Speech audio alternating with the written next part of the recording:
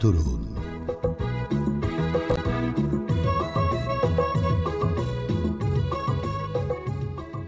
বেতার ম্যাগাজিন।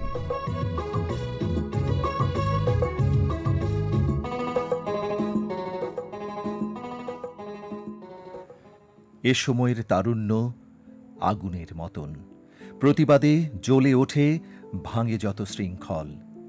অন্যায়ের সামনে নত করে না মাথা, অধিকার ফিরিয়ে আনে, করে শোষণের জবাবদিহিতা। তারা থামে না ভয়েতে, পিছু হটে না হুমকিতে, আকাশে তুলে রাখে স্বাধীনতার দীপ্ত কণ্ঠে। বুক ভরা সাহস, চোখে তীক্ষ্ণ দৃষ্টি, তরুণের প্রতিটি প্রতিবাদে জাগে জাগ্রত নতুন সৃষ্টি। রাস্তায় রাস্তায় গর্জে ওঠে তাঁদের কণ্ঠ, নির্ভীক চিত্তে তারা প্রশ্ন তোলে। অন্যায়ের যত উৎপাত বন্ধ করে চলেছে তারা প্রচণ্ড সাহসে। অধিকার চাওয়া নয়, অধিকার আদায়।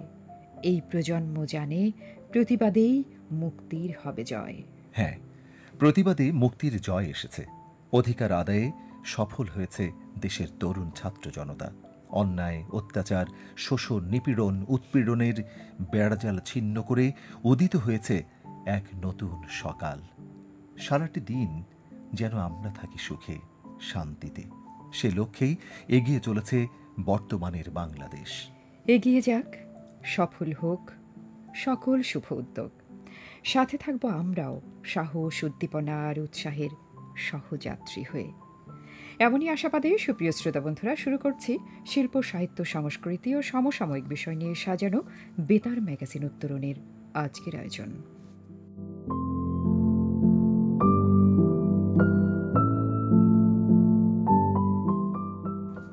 আয়োজনের শুরুতেই জানিয়ে দিই কি থাকছে আমাদের এই আয়োজনে। বিস্ময়কর খবরের আয়োজন, বিশ্ববিচিত্রা পর্ব, আপনাদের পাঠানো চিঠি ও ইমেইল নিয়ে বিহঙ্গ পর্ব, সাম্প্রতিক বিশ্বে ঘটে যাওয়া খবরের আয়োজন চলতি বিশ্ব, এবং থাকছে একটি নির্বাচিত নজরুল সঙ্গীত। প্রিয় শ্রোতা, চলুন তবে শুরু করি। বিস্ময়কর খবর আমাদের জীবনে এক ধরনের উত্তেজনা এবং কৌতূহল সৃষ্টি করে। এটি হতে পারে বিজ্ঞানের নতুন আবিষ্কার, প্রযুক্তির উন্নতি, কোনো ঐতিহাসিক ঘটনার রহস্য উন্মোচন বা মানুষের অসাধারণ সাফল্যের গল্প। এসব খবর শুনে আমরা বিস্মিত হই, বিমোহিত হই। কী সব অদ্ভুত ঘটনা বা বিষয় আছে আমাদের এই পৃথিবীতে। অনুষ্ঠানের শুরুতে রয়েছে বিস্ময়কর খবরের আয়োজন, বিশ্ববিচিত্রা পর্ব।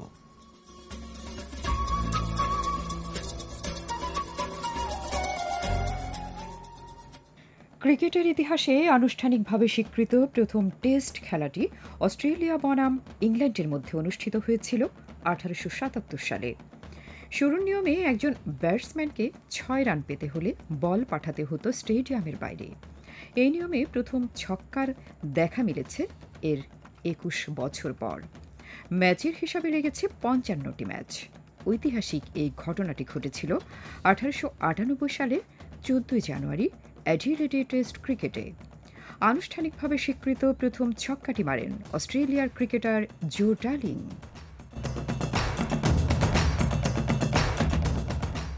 আমরা যে পৃথিবীতে বাস করি, এ গ্রহের কিছু বিষয় জানলে অদ্ভুত ঠেকবে আপনার। পৃথিবী ছাড়া প্রায় সব গ্রহেই একাধিক চাঁদ আছে, আর পৃথিবীর আছে মোটে একটি চাঁদ। আসুন জেনে নেওয়া যাক সৌরজগতে বিভিন্ন গ্রহের চাঁদ উপাখ্যান। সৌরজগতের সবচেয়ে বেশি চাঁদের সংখ্যা আপনি পাবেন বৃহস্পতি গ্রহে। এই গ্রহকে ইংরেজিতে বলা হয় জুপিটার। সর্বশেষ 2009 সালের হিসেব অনুযায়ী গ্রহটিতে চাঁদের সংখ্যা 63। এর মধ্যে 8টি নিয়মিত উপগ্রহ, যেখানে 4টি বৃহদাকার এবং গোলাকার আকৃতির। অন্য 4টি ক্ষুদ্রাকৃতির চাঁদ সব সময় গ্রহটির কাছাকাছি ঘুরতে থাকে। অতিরিক্ত রয়েছে আরও 55টি চাঁদ, যা কিনা অনিয়মিত উপগ্রহ বলেই পরিচিত। আর সেখানে পৃথিবীর প্রাকৃতিক উপগ্রহ হল চাঁদ। দ্বিতীয় সর্বোচ্চ চাঁদ রয়েছে শনি গ্রহে, যার অন্য নাম স্যাটার্ন। এ গ্রহে চাঁদ সংখ্যা 61। তৃতীয় সর্বোচ্চ সংখ্যাযুক্ত গ্রহ ইউরেনাস। এখানে আছে 27টি চাঁদ।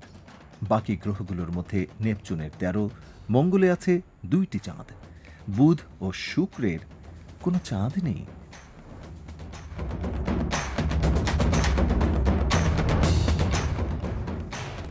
মানুষ নিজেদের যেভাবে আলাদা নামে ডাকেন, ঠিক তেমনি স্বতন্ত্র ডাকের মাধ্যমে একে অন্যের সঙ্গে যোগাযোগ রক্ষা করতে পারে কেনিয়ার বন্য আফ্রিকান হাতিরা। সোমবার নেচার ইকোলজি অ্যান্ড ইভলিউশন জার্নালে প্রকাশিত একটি গবেষণায় এমন চমকে দেওয়ার মতো তথ্য উঠে এসেছে। গবেষণা প্রতিবেদনে দেখা যায় এই হাতিরা তাদের দলের অন্য কোনো হাতিকে সম্বোধন করার জন্যে স্বতন্ত্র নামের মতো ডাক ব্যবহার করে। হাতির সাধারণ বা পরিচিত ডাক হলো এক ধরনের গুরু গম্ভীর গুড়গুড় শব্দ। গবেষণা বলছে এরা আবার 3টি ধরন আছে। এর 3টি ধরনের দূরে বা দৃষ্টির আড়ালে থাকে যে হাতি, সেই থাকা হাতিদের সঙ্গে যোগাযোগে এক ধরনের ডাক ব্যবহৃত হয়। একেবারে পাশে থাকা হাতির সঙ্গে যোগাযোগ ব্যবহার করা হয় এই যোগাযোগে আরেক ধরনের ডাক। আবার প্রাপ্তবয়স্ক স্ত্রী বা তরুণী হাতিরা যেসব হস্তি শাবকের যত্ন নেয় তাদের জন্য অন্য এক ধরনের ডাক ব্যবহার করে। মেশিন লার্নিং মডেল ব্যবহার করে 1986 সাল থেকে 2022 সালের মধ্যে কেনিয়ায় অ্যামোসলি ন্যাশনাল পার্ক এবং বাফেলো স্প্রিংস রিজার্ভে থাকা বন্য স্ত্রী হাতি ও বাচ্চা হাতির 469টি ডাকের রেকর্ডিং পরীক্ষা করে গবেষকরা এমনটি আবিষ্কার করেছেন।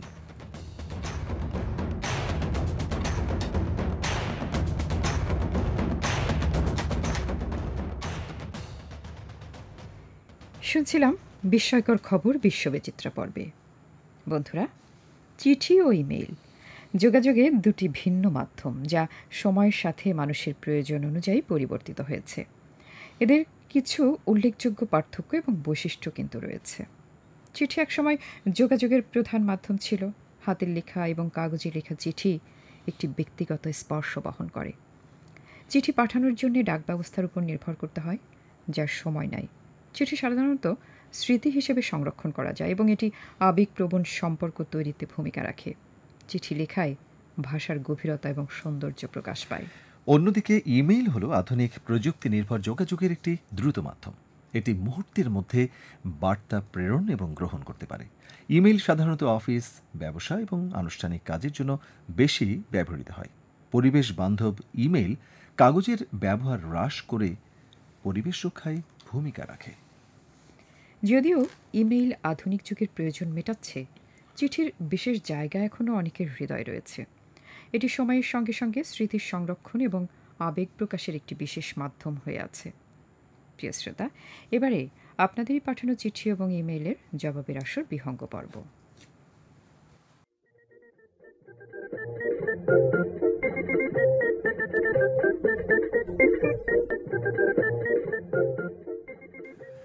প্রথমে লিখেছেন মোহাম্মদ আশরাফুজ্জামান মিয়া, দক্ষিণ টুটপাড়া, তালতলা হাসপাতাল রোড, খুলনা থেকে।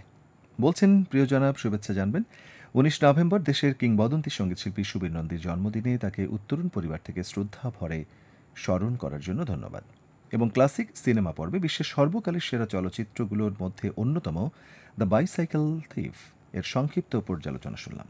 এই চলচ্চিত্রে তৎকালীন সমাজ এবং মানব জীবনের গল্প, সেই জীবনে অর্থনীতির প্রভাব, পিতা পুত্রের সম্পর্কের এক গভীর রূপ, একজন সৎ মানুষের হাহাকার, পরোক্ষভাবে সমাজে যুদ্ধের কুফল ইত্যাদি প্রসঙ্গ বিস্তারিত তুলে ধরা হয়েছে। নন্দিতজন পর্বে অভিনেত্রী মেহজাবিন চৌধুরীর সাক্ষাৎকার শুনতে চাই। ভালো লাগলো, আমাদের অনেক আয়োজন বোধ মনোযোগ দিয়ে শুনেছেন এবং সেটি জানিয়েছেন আমাদের। আর সাক্ষাৎকার শুনতে চেয়েছেন অভিনেত্রী মেহজাবিন চৌধুরী। আমরা আমাদের কর্তৃপক্ষের কাছে আপনার এই অনুরোধটি পৌঁছে দিলাম। এরপরের লেখা সোহেল রানার, বাগদহ, মুন্সিপাড়া, দেবীগঞ্জ, পঞ্চগড় থেকে। আপনি বলেছেন, বিশ্ববিচিত্রায় শুনতে চাই ফুরাত নদীর সম্পর্কে, আর বিশ্বের নানান ঘটনাগুলো দারুণ ভালো লেগেছে। বলেছেন, বিহঙ্গ পর্বটি বৃহস্পতিবার করার অনুরোধ জানাচ্ছি, কারণ বুধবার রাত 9টায় রাজশাহী কেন্দ্রের শ্রোতাদের চিঠিপত্রের জবাবের আসর সুজন ইস্যু প্রচারিত হয়। কর্তৃপক্ষের দৃষ্টি আকর্ষণ করছি। কখনো হতে পারে এমন, কিন্তু আমাদেরও এই কেন্দ্রের, ঢাকা কেন্দ্রের থেকে যেহেতু এটি প্রচারিত হয় বিহঙ্গ, দেখা যাক বন্ধুদের হয়তো সেই আবেদনটি পূর্ণ হতেও পারে। আফিয়া খানম জুলি, মধুমতি বেতার শ্রোতা সংঘ, ঘোড়াদাইর সুলতান শাহী, গোপালগঞ্জ থেকে লিখেছেন। বলছেন, 19 নভেম্বর গ্রাম বাংলার হাজার বছরের প্রাচীনতম উৎসবের একটি নবান্ন উৎসব বিষয়ে প্রাসঙ্গিক অনেক কথা জেনে ভালো লেগেছে। যদিও বাঙালি লোকসংস্কৃতির এই পুরনো উৎসব সময়ের সাথে সাথে হারাতে বসেছে তার অতীতের রূপ চীনের বিজ্ঞানীদের কর্তৃক বিশ্বের সবচেয়ে শক্তিশালী চুম্বক তৈরির দাবি বিষয়ে গুরুত্বপূর্ণ তথ্য জানা হলো।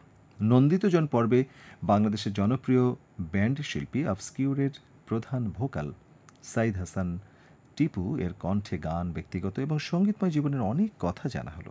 বিশ্ব ঐতিহ্য পর্বে কাঠমান্ডু সম্পর্কে জেনেছি। ঐতিহ্য, বাণিজ্য, নানাবিধ আর্কিটেকচারাল নিদর্শন নিয়ে কাঠমান্ডু এখন তার আপন মহিমায় উজ্জ্বল। ধন্যবাদ জানিয়েছেন। আপনাকে অসংখ্য ধন্যবাদ আফিয়া খানম জুলি, আমাদের নিয়মিত বন্ধু। লিখবেন আশা করি। এরপরে লেখা মোহাম্মদ রাসেল শেখের শিবালয় মানিকগঞ্জ থেকে লিখেছেন। আপনি বলেছেন যে আগামী 1 ডিসেম্বর বেতার ম্যাগাজিন উত্তরণের অনুষ্ঠানের প্রতিষ্ঠাবার্ষিকী উপলক্ষে প্রতি বছর বিশেষ আয়োজন প্রচার হয়ে থাকে। এবারের প্রতিষ্ঠাবার্ষিকী উপলক্ষে কি বিশেষ পরিবেশনা থাকবে? একটু থাকুক, মানে কি থাকছে সেটা আগে বলে দিলে সময় একটু তো বেশ আনন্দটা, কিছুটা রয়েছে, মজাটা তাই না? কমে যেতে পারে। বন্ধুরা থাকুক, উত্তরণে সবসময় আমরা একটু ব্যতিক্রমভাবে আয়োজন করে থাকি। এবারও তার ব্যতিক্রম হবে না আশা করছি। দেখা যাক। আর আলমাস আলীর লেখা এবারে গাবগাছি, চন্দনগাতি, বেলকুচি, সিরাজগঞ্জ থেকে লিখেছেন। বলছেন, ইমেইলের শুরুতেই আমার সালাম এবং শুভেচ্ছা নেবেন। বাংলাদেশ বেতার ঢাকা থেকে প্রচারিত বেতার ম্যাগাজিন উত্তরণ আমার অনেক প্রিয় একটি অনুষ্ঠান, কিন্তু সময়ের অভাবে নিয়মিত বেশ কিছুদিন লিখতে পারিনি, তবে অনুষ্ঠান শুনতে মিস করিনি। এখন থেকে আবার লেখা পাঠানো শুরু করলাম। আশা নয় বিশ্বাস, পূর্বের মতো নিয়মিত ইমেইলের বা লেখার জবাব পাবো। উত্তরণে প্রচারিত প্রায় প্রতিটি পর্বই আমার খুব ভালো লাগে, তবে বেশি ভালো লাগে জীবন ও প্রকৃতি এই পর্বটি, কারণ কানিজ কুলসুমাপুর উপস্থাপনা আমার মন ছুঁয়ে যায়। জীবন ও প্রকৃতি পর্বে আগামীতে সিরাজগঞ্জের চায়না বাঁধ সম্পর্কে শুনতে চাই। আমাদেরও ভালো লাগলো জীবন প্রকৃতি পর্ব, বন্ধু ভালো লেগেছে উত্তরণের পর্ব। আর বন্ধুকে এখন পাবো, সেটাও কিন্তু আমাদের জন্য একটা নতুন সুসংবাদ, তাই তো? অবশ্যই, এমনি করে কিন্তু আমরা সবসময় চাই যে আমাদের সব বন্ধুরাই আমাদের সাথে থাকুক নিয়মিতভাবে। ফারিয়া আহমেদ সুপ্তি ঘোড়াদাইর সুলতান শাহী গোপালগঞ্জ থেকে লিখেছেন। আপনি বলেছেন 17 নভেম্বর শিল্প কথা পর্বে বিখ্যাত জার্মান সুরকার ও পিয়ানোবাদক লুডভিগ ফন বিটোফেনের জীবন ও কর্মের সম্পর্কে অনেক কথা জেনেছি। প্রায় 200 বছর পূর্বে প্রয়াত এই গুণী সঙ্গীত শিল্পীর প্রতি রইল আন্তরিক শ্রদ্ধাঞ্জলি। চলতি বিশ্ব পর্বে ত্রিজোড়া ক্লাব চালুর বিস্তারিত জেনেছি। প্রত্যাশা ক্লাবটি রোমের প্রান্তিক জনগোষ্ঠী তরুণদের জন্য একটি প্ল্যাটফর্ম হিসেবে কাজ করবে। বই পরিচিতি পর্বে জীবন ঘনিষ্ঠ কথাশিল্পী মানিক বন্দ্যোপাধ্যায়ের পদ্মা নদীর মাঝি উপন্যাসের পর্যালোচনা শুনলাম। এই উপন্যাসে তিনি পদ্মাপাড়ের জেলেদের দারিদ্র্যক্লিষ্ট জীবনের বাস্তব ছবি অঙ্কন করেছেন। এবং সবশেষে আপনি সবাইকে ধন্যবাদ জানিয়েছেন। বন্ধুকে ধন্যবাদ, আমাদের মনোযোগী শ্রোতা, বুঝতেই পারছি। আব্দুল লতিফ নাপিতপাড়া মান্দা নওগাঁ থেকে লিখেছেন। আমাদের পত্রের শুরুতে সালাম এবং হৈমন্তের শুভেচ্ছা জানিয়েছেন। বলছেন যে আমি উত্তরণ ম্যাগাজিনের একজন নিয়মিত ভক্ত শ্রোতা। আমার প্রিয় ম্যাগাজিন অনুষ্ঠান উত্তরণ থেকে সংস্কৃতির সবগুলো ধারা সম্পর্কে অনেক কিছু জানতে পারছি এবং নিজেকে সমৃদ্ধ করতে পারছি। আমি উত্তরণে গুণীজন পর্বে প্রখ্যাত সঙ্গীতশিল্পী সৈয়দ আব্দুল হাদির সাক্ষাৎকার শুনতে চাই। হতেই পারে এমন গুণী শিল্পীর সাক্ষাৎকার, অবশ্যই আমরা চাইব যে আপনার এই আশাটি পূর্ণ হোক, এবং তার জন্য একটু অপেক্ষা করতে হবে। ফয়সাল আহমেদ শিপন ঘোড়াদাইর সুলতান শাহী গোপালগঞ্জ থেকে বলেছেন, প্রিয়জনেরা, বিগত 15 নভেম্বর অসাধারণ প্রতিভাময়ী ও জনপ্রিয় কণ্ঠশিল্পী নার্গিস পারভিনের প্রয়াণ দিবসে স্মৃতি অমলিন শিরোনামে বিশেষ পরিবেশনাটি অসাধারণ ছিল। তিনি শারীরিকভাবে আজ এই পৃথিবীতে বেঁচে নেই, কিন্তু তার মোহনীয় সুরেলা কণ্ঠের গানের মূর্ছনায় কণ্ঠশিল্পী নার্গিস পারভিনও বেঁচে থাকবেন অনন্তকাল। জীবন ও প্রকৃতি পর্বে বাংলাদেশের প্রত্নতাত্ত্বিক নিদর্শনগুলোর মধ্যে অন্যতম পুঠিয়া রাজবাড়ি নিয়ে প্রতিবেদন শুনলাম। ইতিহাস ঐতিহ্যের ধারক পুঠিয়া রাজবাড়ি নিয়ে পরিবেশনাটির জন্য ধন্যবাদ। সবশেষে 6 তারের জাদুকর আয়ুব বাচ্চুর কণ্ঠে এখন অনেক রাত শিরোনামে গানটিও ছিল ভীষণ উপভোগ্য। এমনি করে বলেছেন। ধন্যবাদ বন্ধুকে আমাদের এমনি করে বলবার জন্য। শ্রী দীপক চক্রবর্তী আমাদের সাথে আছেন হাজরাডাঙ্গা সুন্দর দিঘি দেবীগঞ্জ পঞ্চগড় থেকে। বলছেন, উত্তরণ ম্যাগাজিন জনপ্রিয় অনুষ্ঠানটা যত শুনছি তত সত্যি আমাদের মন ছুঁয়ে যাচ্ছে। তাই আপনার লেখা পর্বটি আগের মতো করে শুক্রবারে প্রচার করার জন্য দৃষ্টি আকর্ষণ করছে এবং উত্তরণ থেকে আগের মতো করে কুইজ পর্বটা চালু করা যায় না? উত্তরণ ম্যাগাজিন একটা জনপ্রিয় অনুষ্ঠান, আর বিশ্ববিচিত্রা খবরগুলো শুনে ভীষণ ভীষণ ভালো লাগছে। অনেক ধন্যবাদ। বন্ধুর মতো করে আমাদের আবেদন থাকছে যে কুইজ পর্বটি চালু করা যায়। সবারই অনেক অনেক আবেদন, দেখা যাক। আর নার্গিস আক্তার জিয়নপুর চরিডাঙ্গা, জিয়নপুর দৌলতপুর মানিকগঞ্জ থেকে লিখেছেন। বলেছেন, প্রিয় ভাই আপু, সালাম এবং ভালোবাসা নেবেন। আশা করি ভালো আছেন। উত্তরণ আমাদের সবচেয়ে প্রিয় ম্যাগাজিন। কিন্তু এটি ইউটিউবে আগে নিয়মিত দেওয়া হতো। ইদানিং দেখছি 6 নভেম্বরের পরে আর ইউটিউবে উত্তরণ আপলোড করা হয়নি। আমরা কোনো কারণে রেডিওতে শোনা মিস করে গেলে ইউটিউব থেকে শুনে থাকি। এখন বঞ্চিত হচ্ছি। তাই অনুরোধ, নিয়মিত যেন ইউটিউবে উত্তরণ আপলোড করা হয়। বন্ধুর মতো আমাদেরও তেমনটাই প্রত্যাশা যে নিয়মিত যেন ইউটিউবে উত্তরণ থাকে। আমরা কর্তৃপক্ষের কাছে সেই বার্তাটি পৌঁছে দিলাম বন্ধুর। মেহেদি হাসান মামুন আছেন জিয়নপুর চৌড়িডাঙ্গা, দৌলতপুর মানিকগঞ্জ থেকে বলছেন, হেমন্তকে বরণ করি মৌ মৌ সব গন্ধে, মন ভরে যায় গেয়ে উঠি গানে আর ছন্দে। হে প্রিয় সুহৃদগণ, লিপির শুরুতে রইল হৈমন্তীর শুভেচ্ছা। বোধ করি আপনার বেশ কৌশলে আছেন। ইদানিং লক্ষ্য করছি বিহঙ্গে চিঠি বা মেইলের সংখ্যা অনেক কমে গেছে। অনেক পুরনো শ্রোতারাই আগের মতন লিখছে না। অভিযোগ এবং সমালোচনা সম্বলিত লেখাগুলো না পড়ার কারণে অনেকে উত্তরণ থেকে মুখ ফিরিয়ে নিচ্ছে। উত্তরণ আমাদের ভালোবাসা, ভালোবাসার কারো ভুল হলে সেগুলো ধরিয়ে দেবার দায়িত্ব তো আমাদেরই। তাই কোনো লেখাকেই যেন বাদ না দেয়া হয় সেদিকে লক্ষ্য রাখার অনুরোধ রইল। আর সব শ্রোতাদেরকে বলবো, আসুন সবাই বিহঙ্গে আগের মতো লিখি। তবে আজ এ পর্যন্তই। চমৎকার লিখেছেন, খুবই ভালো লিখেছেন। গুরুত্বপূর্ণ এবং একটি বন্ধু যে লেখা। এই যে আপনার এই সমালোচনাটি পড়ে দিলাম, সেটাই নিশ্চয়ই একটি প্রমাণ কি করে না যে আমরা আসলে সব ধরনের চিঠি বা মেইল আমরা পড়ে দেবার চেষ্টা করি। আমরা কিন্তু সেই চেষ্টাটি সবসময়ই থাকে। আর আপনাদের আমাদের যে সম্পর্ক শ্রোতা এবং আমাদের উত্তরণের, এই সম্পর্কের মধ্য দিয়ে কিন্তু একটা ভালোবাসার নিবিড় বন্ধন তৈরি হয়েছে। সেই বন্ধন থেকে আপনাদের মূল্যবান মতামত, পরামর্শ আমরা সবসময় গ্রহণ করি, আগামীতেও গ্রহণ করব। আর সমালোচনাগুলো একটু জোর দিয়ে লিখুন না, আমরা জানতে চাই কোন কোন ক্ষেত্রে আমরা আরও ভালো করতে পারি। আপনাদের সমালোচনাগুলো, আপনাদের মতামতগুলো, পরামর্শগুলো নিয়েই আমরা আরও ভালো করে সাজাতে চাই অবশ্যই আগামীর উত্তরণ। আমরা কিন্তু সবসময় সবগুলি লেখাই পড়ার চেষ্টা করে থাকি। আমরা কিন্তু চিঠির অপেক্ষায় থাকি, কিন্তু কখনো কখনো কিন্তু আমরা চিঠি দেখতে পাই না। যেমন আজও কিন্তু চিঠি নেই, আজ শুধু আমরা ইমেইলই পড়ছি। আর বন্ধু বলেছেন যে কমে গেছে, আমরা বরং আসলে অনেক চিঠি বা ইমেইল অনেকগুলো আমাদের বাদ দিয়ে পড়তে হয়, চিঠি বা ইমেইলের সংখ্যা সময়ের অভাবে। তাই আমরা ঠিক ওইভাবে বন্ধুদেরকে দোষারোপ করতে চাই না যে বন্ধুরা আমাদের লিখছেন না। অনেক লিখছেন, চাইবো এই লেখাটা অব্যাহত থাকুক, নতুন বন্ধুরা যুক্ত হোক। এবারের লেখা মোহাম্মদ আনারুল ইসলামের, বেগমপুর বসিরহাট, উত্তর 24 পরগনা, পশ্চিমবঙ্গ, ভারত থেকে লিখেছেন। বলেছেন, শুরুতে একগুচ্ছ রজনীগন্ধার সুবাসিত শুভেচ্ছা গ্রহণ করবেন। বলেছেন, উত্তরণের প্রতিদিনের আয়োজন আমি নিয়মিত শুনে থাকি। আর বিগত 15 নভেম্বর 2024 বাংলাদেশ বেতার থেকে প্রচারিত ম্যাগাজিন অনুষ্ঠান উত্তরণ শুনলাম। বিশ্ববিচিত্রা, জীবন ও প্রকৃতি, স্মৃতি অমলিন, কবিতা আবৃত্তি এবং নির্বাচিত গান সহ পুরো উত্তরণ আয়োজন আমার দারুণ ভালো লেগেছে। বিশেষ করে জীবন ও প্রকৃতি পর্বে রাজশাহী জেলার পুঠিয়া রাজবাড়ি সম্পর্কে প্রতিবেদনটি আমার সবচেয়ে বেশি ভালো লেগেছে। আমি জীবন ও প্রকৃতি পর্বে নওগাঁ জেলার দুবলাহাটি রাজবাড়ি সম্পর্কে প্রতিবেদন শুনতে চাই। দুবলাহাটি রাজবাড়ি একটি ঐতিহ্যবাহী স্থান নওগাঁ জেলার। আমরা চেষ্টা করব বন্ধু এটি নিঃসন্দেহে আপনাদেরকে শুনিয়ে দিতে। আর এর সাথেই বিদায় নিচ্ছি আজকের বিহঙ্গ পর্ব থেকে।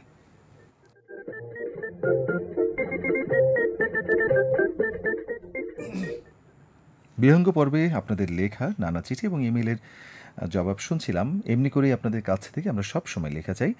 আর যারা চিঠি লিখতে চান, চিঠি লিখুন এই ঠিকানায়। বেতার ম্যাগাজিন উত্তরণ, প্রযত্নে পরিচালক বাংলাদেশ বেতার, সৈয়দ মাহবুব মোর্শেদ সরণি, শেরে বাংলা নগর, ঢাকা 1207। ইমেইলেও আমাদের কাছে আপনাদের মতামত ও পরামর্শ জানাতে পারেন। আমাদের ইমেইল আইডি uttaranbb@gmail.com, অর্থাৎ uttaronbb@gmail.com। এবারে চলতি বিশ্ব পর্বে শুনব সমসাময়িক বিশ্বের ঘটে যাওয়া বিভিন্ন খবর। তথ্য সংকলন ও পর্যালোচনায় রয়েছেন বিশিষ্ট সাংবাদিক মাসুদ করিম। পাঠ করছেন কনুজ শিকদার।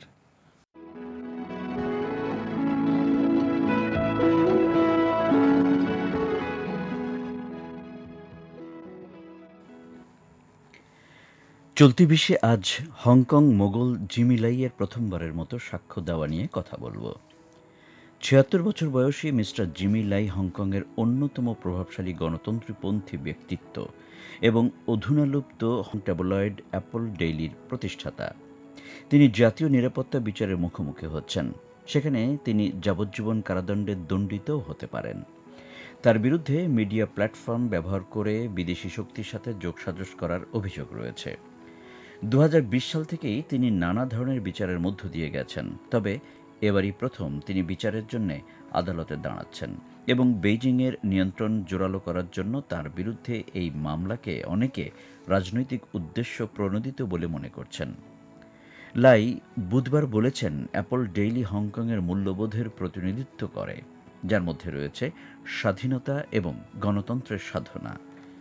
বিতর্কিত জাতীয় নিরাপত্তা আইনের অধীনে শহরের সবচেয়ে বড় বিচারে হংকং 47 নামে পরিচিত একটি গোষ্ঠীর 45 জন গণতন্ত্রপন্থী প্রচারকদের সাজা দেওয়ার একদিন পরে তার শুনানি হয়।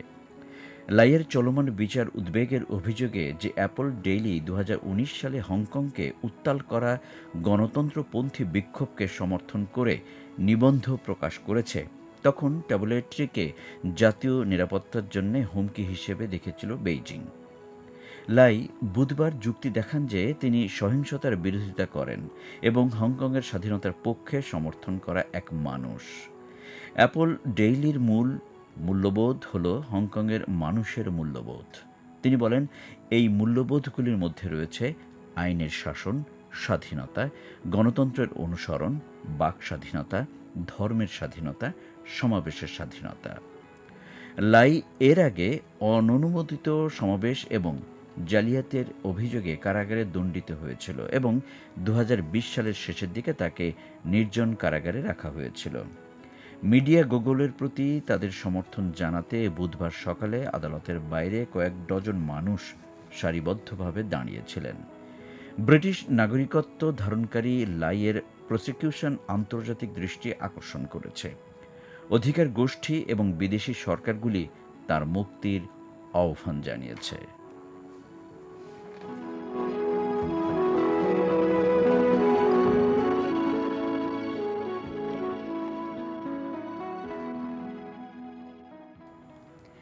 সুপ্রিয় শ্রোতা, গোল্লাছুট বাংলাদেশের অন্যতম জনপ্রিয় ঐতিহ্যবাহী গ্রামীণ খেলা।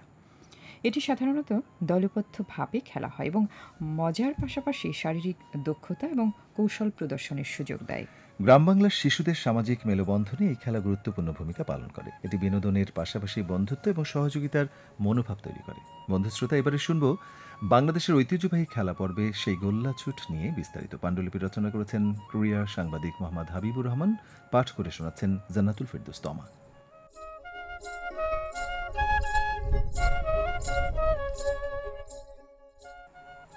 আপনার শরীরের ভেতরের অঙ্গ প্রত্যঙ্গগুলো তো নিয়ম মতো কাজ করে চলছে, যেমনটা সূর্য, পৃথিবী আর নক্ষত্রগুলো করে চলছে।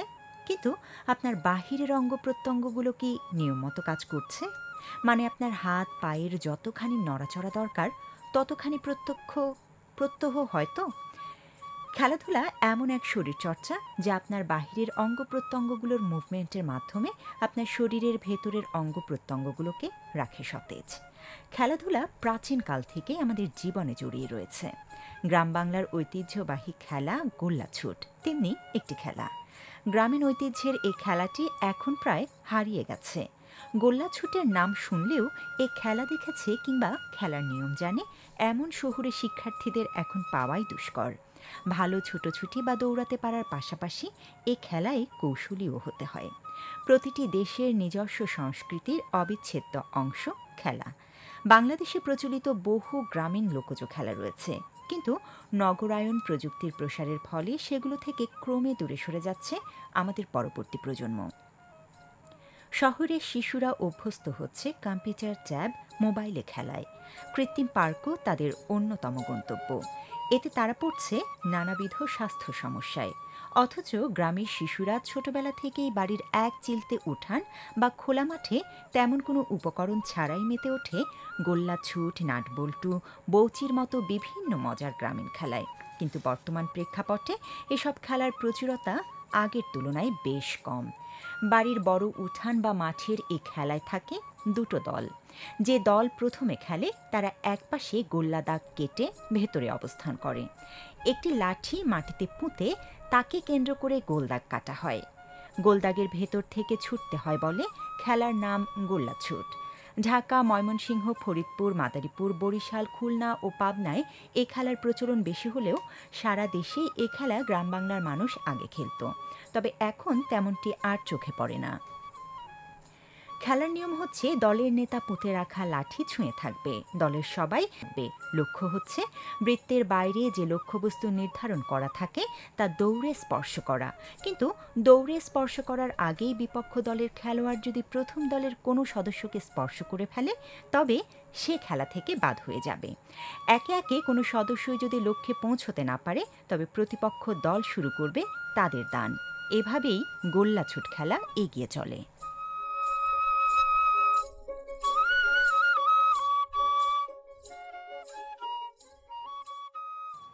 শুনছিলাম বাংলাদেশের ঐতিহ্যবাহী খেলা পর্বে গ্রামীণ খেলা গোল্লাছুট বিষয়ে বিস্তারিত। তুমি ভোরের শিশির রাতের নয়নপাতে, কাজী নজরুল ইসলামের রচিত একটি হৃদয়স্পর্শীয় মরমী গান।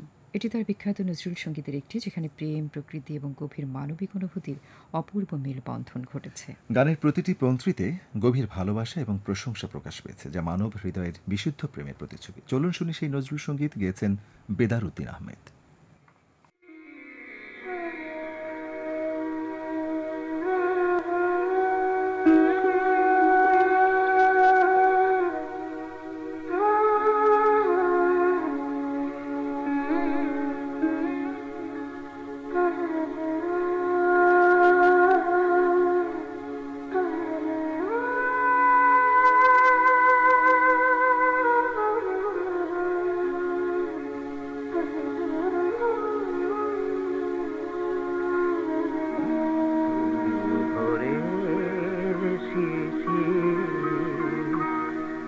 রাতের নয়ন পাতে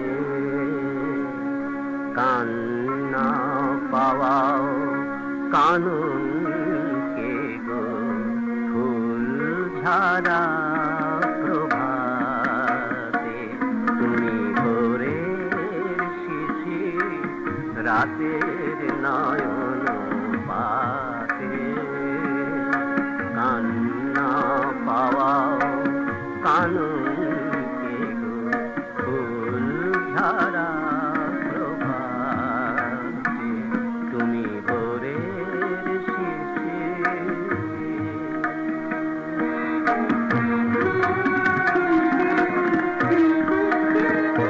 তুমি ভৈরবী সুর উদাস অতীত দিনের স্মৃতি সুর, তুমি ভৈরবী সুর উদাস অতীত দিনের স্মৃতি সুর,